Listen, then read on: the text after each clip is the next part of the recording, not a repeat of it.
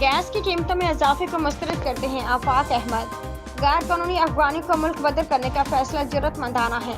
बैरूनी सरमायाकारी से दुनिया के किसी मुल्क ने तरक्की नहीं की कि इलेक्ट्रिक की इजारादारी खत्म किए बगैर बिजली का मसला हल नहीं होगा।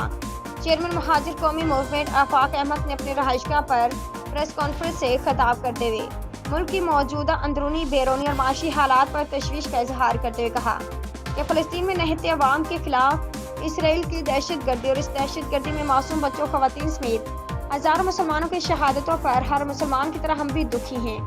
हमारा दिल भी खून के आंसू रो रहा है, लेकिन ये भी हकीकत है कि अवाम एहतजाज करने, रैली निकालने और अपने भाइयों से यकजहती का इजहार करने के अलावा कुछ भी नहीं कर सकते। इस वक्त ज़रूरत इस बात की है कि मुस्लिम ममालिक के हुक्मरान इसराइल की बर्बरियत को लगाम देने के लिए ठोस और फौरी फैसले करें। ऐसा लग रहा है कि तमाम इस्लामी ममालिक फ़लस्तीन के मुकम्मल तबाह होने का इंतज़ार कर रहे हैं।